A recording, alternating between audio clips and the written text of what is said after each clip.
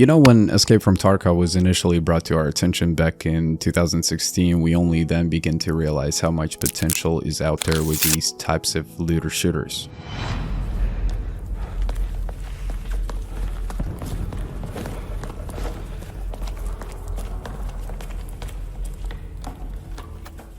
Even though Escape from Tarkov remains in closed beta to this day, the inspiration that was left on the table ever since has been running wild. So my question to you as a consumer would be, what do you think was so remarkable about Escape from Tarkov that left all of us just wondering about the game? Was it the graphics? Was it the unbelievable gun mechanics?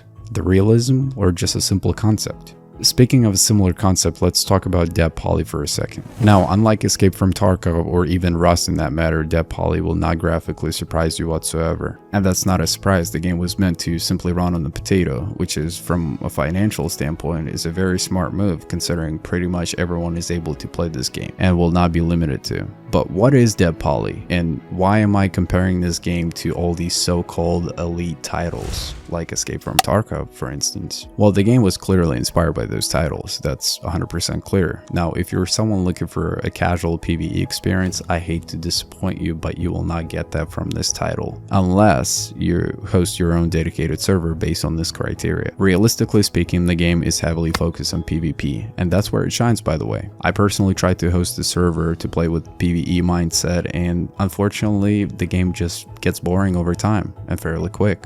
And there will be a point throughout your gameplay where you feel like you're just repeating your actions, looting the same buildings, chopping down the same tree.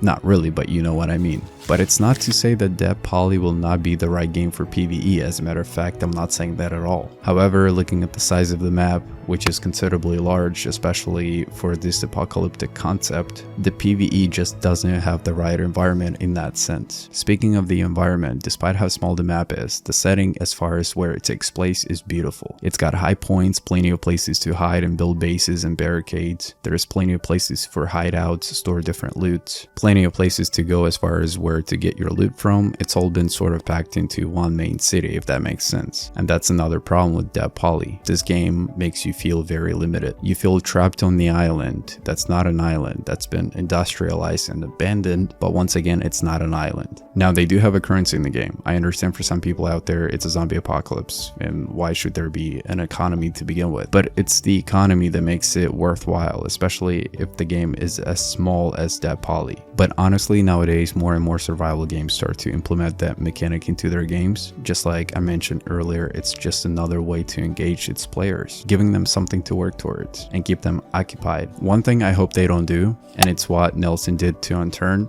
and I know plenty of people that dislike this type of setting, including myself, but if you played Unturned, you would know exactly what I'm about to talk about. Instead of implementing one huge world in the game, he decided to split the game up into two different maps / sections. Some of them are a lot smaller than the others. Some of them are fairly large, but from personal experience and even people I play with, I just know there's a lot of people out there that would prefer a very large map rather than having to jump from map to map. But it all comes down to personal preference. I just think for someone who's trying to achieve that Rust PvP experience, you're definitely better off making a larger map. Because especially for someone who plays Rust, I think they just nailed that part on their behalf. Now, since Deadpoly is in early beta state, it is nowhere near to be finished, meaning there's plenty of missing content, animations, and broken things, which is very much expected. So if you're a type of player that gets easily thrown off by these things, do not buy this game and wait until it gets further developed. I pretty much bought this game 2 or 3 days after it was officially released, and it was nothing but a walking simulator. I couldn't climb ladders, I couldn't swim, although the main concept was there. I could just run around and shoot and collect resources, build barricades, and smack zombies, but that was pretty much it. If you're watching this video and you like what developers are doing with this, definitely consider supporting them 100%. The game is originally based on $20 USA, and it's if there's no sales going on. Obviously with sales it's going to be a lot cheaper, but developers definitely listen to its community. They will certainly listen to your feedback because they really want to know what you have to say about this. At the end of the day, you might be the only reason why this game succeeds. You never know. Personally, I hope they increase the map size drastically, and I'm really looking forward to seeing them implement vehicles in this game as well as some admin commands. And then I will certainly be playing this a lot more. As of right now, I'm just kind of chilling and waiting until the game gets further on into the development process. I'm not going to waste too much of your guys' time. I pretty much just covered the